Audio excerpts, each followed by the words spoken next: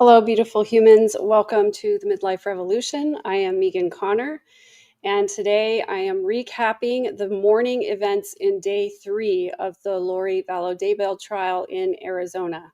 Justice for Brandon Boudreaux. It's a tough day because today, June 9th, is the 5th anniversary, the 5-year anniversary of when Tylee and JJ's remains were found on Chad Daybell's property. It was a day that I will never forget. It was one of the hardest days I've ever had. And I think at that time, I already knew in my heart that the kids were not alive. I had already processed my feelings about that. But having it confirmed, of course, was devastating, I think, for all of us who followed the case and loved and cared about all of the people involved. And so I just want to express that that's where my thoughts are today on this anniversary day, remembering all the feelings of that day and the memory of Tylee and JJ. So I'm very grateful that we're here in Arizona getting justice for Brandon in the attempted shooting on him. And if you're joining me for the first time, I'm Megan Connor. I'm Lori Vallow Daybell's cousin, and spent a lot of time with the Cox family over the years, especially for the 10 years that they lived here in San Antonio. I have lots of videos on my channel regarding the case, regarding my growing up time with Lori. There are 2 playlists I think that are important. One is Thoughts on the Daybell trial. That's from Chad's trial last year in Idaho, as well as a playlist where I did a lot of interviews during Lori's trial, her first trial. And I have a playlist of those interviews on my channel, as well as a playlist of everything that has happened up to this point in both cases in Arizona, the Charles Vallow trial, for which I was present in Arizona, and now for Brandon's trial as well. Thank you so much, Smiling Jack, for being a member. Thanks for the kind wishes. I appreciate it. Great to see you guys here. Hi, MB. Hi, Jean. Good to see you. Pet Mom 2, you're in San Antonio. Awesome.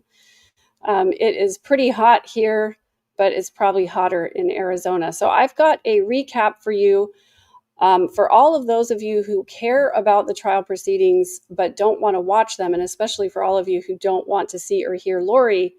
I watch Lori so you don't have to.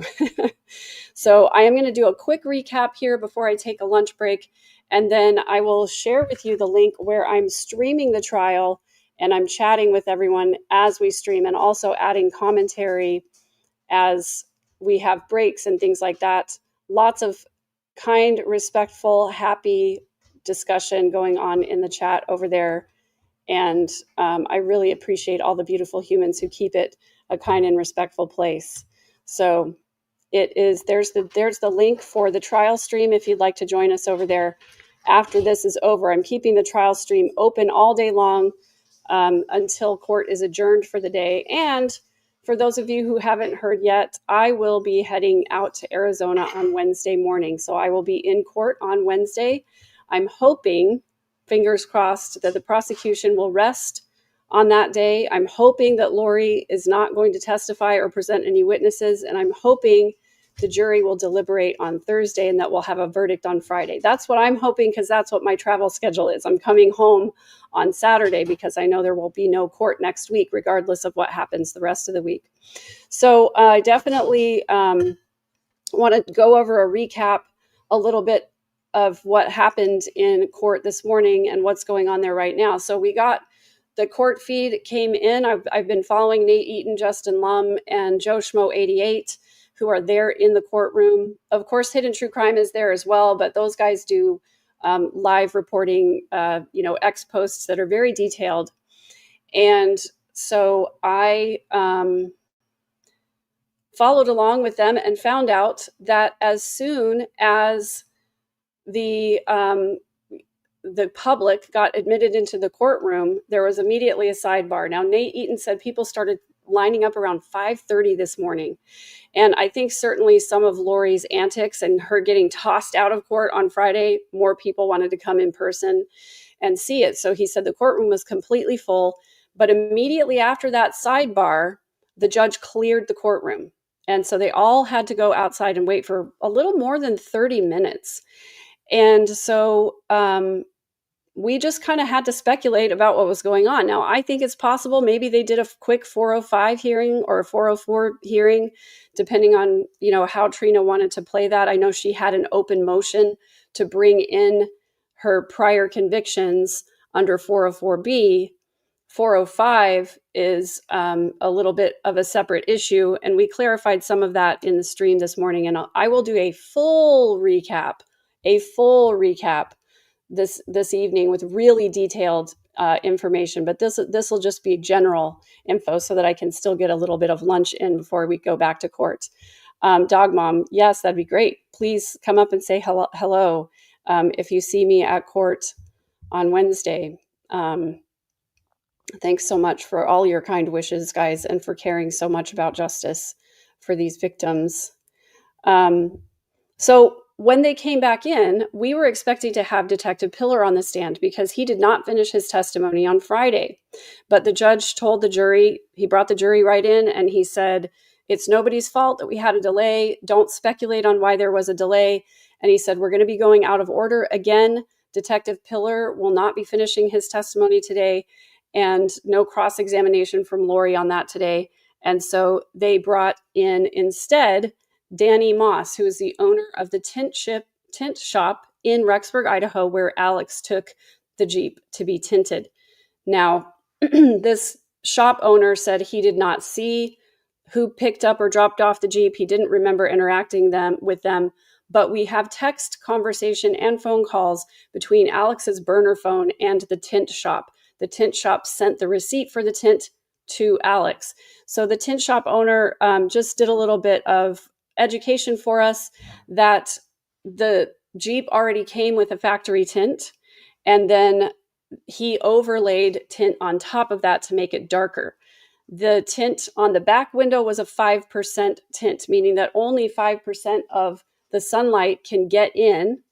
And the front of the Jeep had a 20% tint. So it was a little bit lighter than the back. And there's a lot of discussion about what kind of tint is legal where and all that kind of stuff. I don't know exactly what the rules are in Arizona, but a lot of tint shops will give you the darkest tint legal in the state. And there are a lot of tint shops that will give you even darker tint if you ask for it, but then it's on you if you get a ticket and you get cited for having that dark tint. It's not the tint shop's fault, in other words. Sorry, a kid thing real quick. 1 second, guys.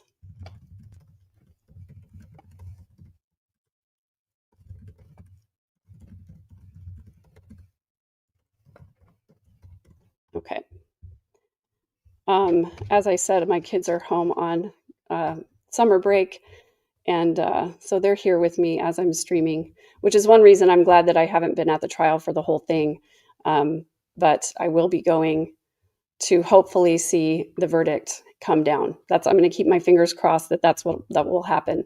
Thank you, Margie G, for the super sticker, and thank you, Puzzle Pieces, as well, for the super sticker. I appreciate you guys. Those are going to go towards my lunch funds. So I appreciate it. So then the tint shop owner also said that the receipt, I think I already said this, the receipt for the tint for $200 was sent to Alex's burner phone. Now, Lori got in an objection for once, and she just said objection. And then we all sort of waited for like, what, Lori? And she goes, speculation, just so sanctimoniously, like she was so proud of herself for getting that speculation in. Anyway, she didn't have any questions for this witness. And the next one that got called was Thomas Miller, who works for the Drug Enforcement Agency, or the DEA. And he educated us about the Drug Enforcement Agency's license plate reader program, or LPR reader. That's where they have cameras on freeways that are frequently used by drug traffickers. And so the program is called Diesel, and the law enforcement agencies are able to get the information from those LPRs whenever they need them. Let's make sure, of course, not to forget Tammy, of course not.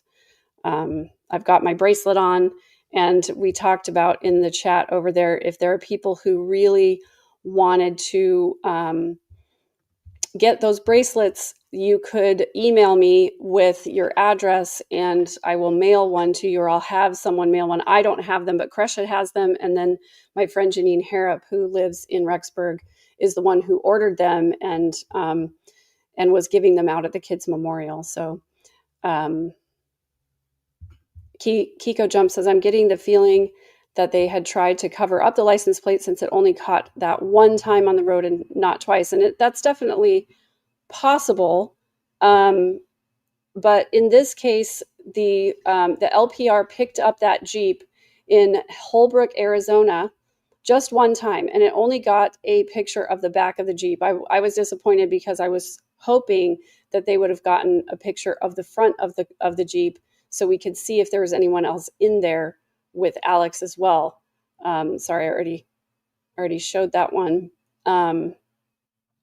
Definitely going to be doing some meditation over the lunch break to get myself back a little bit more peaceful feeling, a little anxious. So court is happening today. It's just that we had a delay this morning for a hearing about which we don't know anything yet. We do not have any information from the court about what that hearing was this morning. That took around 30 minutes or so when everyone was outside of the courtroom. And when we came back in on the live feed, there was no discussion about what that hearing entailed. We do know that there was an MCSO administrator in the courtroom for the first part of that little session that was going on. I heard some information, some buzz that there might be another illness issue of some kind. So it could be that she needed new medication, different medication. She might have needed to be seen by a doctor. We do know that she was, sorry guys, my camera went out there. Give me 1 second. I'm having trouble with my cable, my camera cable. And so it may be that I need to replace that cable, which would be an important thing to do, I would think. Sorry about that, guys. So it looks like I'm just going to be on my laptop camera. So not as great quality, and you can, see all of my paraphernalia around here. So sorry about that. A little bit different today. We'll just have to deal with it. So yeah, my speculation, it was probably health related since it was not on the record. And that MCSO administrator did come out before everyone else was let back in. So it's possible there was even another issue after that. I speculate that it could have been a 404, 405 hearing, something like that, because Lori opened the door wide open on Friday, and Trina Kay and the judge both warned her a lot about doing that. So we're on a court lunch break right now. So I'm just giving a little recap of what happened earlier in court. So the first witness was the Tint owner, the Tint shop owner. The second witness was that DEA expert, Thomas Miller, who taught us about the LPR program. So the deal is that on October 1st, the day before the shooting, the LPR did catch a picture of the back of the Jeep with the Texas license plate that matched at 6:52 a.m. on October 1st. Now that would have been 5:52 Arizona time because they don't do daylight savings time. So 5:52 in the morning. Now, Holbrook, Arizona, just so that you know, is about 773 miles from Rexburg. So that's about, according to Google Maps estimate, it's about 12 hours and 15 minutes. And I'm actually going to show this to you because I'm a visual person, and I really like to have the map. I love maps as well. My partner Samuel gave me an atlas for Christmas one year, and I literally cried. I absolutely love maps. So I'm going to share this with you so that we can look at this together. Oopsie, I went to the wrong. I still have my other live stream open. Okay, so just making sure that you guys can see this, and go away. So here's Rexburg up here, and then this is the route down through Salt Lake City. And there's more than one way to get there, obviously, but the fastest way in time would have been about a 12-hour and 19-minute drive from Rexburg to Holbrook, Arizona. Now, if we go, then we can see that it's another about 2 hours and 45 minutes from Holbrook to Phoenix. So Alex would have arrived in that area sometime around 6:30, 6:45 if he didn't make any other stops along the way. So that's just a visual. Now, that means he would have had to leave Rexburg in the evening the prior day. So on the 29th, he would have had to leave sometime around 6 p.m. in order to arrive in Holbrook around 6 a.m. Arizona time. And that's if he didn't make any stops. And we know Alex was an over-the-road trucker, so it certainly would have been possible for him to drive all night long. I know for me personally, the longest drive that I've ever done in one sitting by myself with no switching drivers was from here to Phoenix. And that was 13 hours. And so I did stop for meals, I did stop for bathroom breaks, but I didn't make any stop longer than 30 minutes or so. So maybe he could have left Idaho sometime around 5 p.m. and made a couple of stops. But this, again, he left on September 29th. Holbrook, Arizona picture with the Jeep on it was October 1st. The shooting wasn't until the following day. So that's an important point to keep in mind. Now, what was Melanie doing during all of this time? Well, we know that she flew to Idaho on the 25th of September and returned on the 26th of September and returned on the 29th. So we have Alex's burner phone at the airport in Idaho, dropping Melanie off, I'm speculating. She flies back on the 29th, and then probably sometime right around then, Alex drove the Jeep. So he probably dropped Melanie at the airport and then got in the Jeep to drive down to Arizona. So he got to Arizona on October 1st, early in the morning sometime, and then the shooting didn't happen until the next day. We also know, Trina K referenced this in her opening statement, that Alex's burner phone was at Melanie's house early in the morning. And then when Melanie went to do the custody exchange with Brandon, his phone number moved from Melanie's house to Brandon's house. So I don't know that there's a visual timeline out there anywhere, but I did do a full timeline recap. That video can be found on my channel if you're looking for that.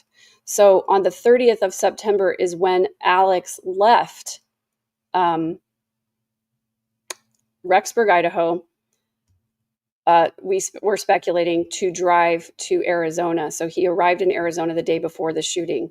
So the LPR picked up that picture, and that was the only picture that it got of the Jeep Wrangler.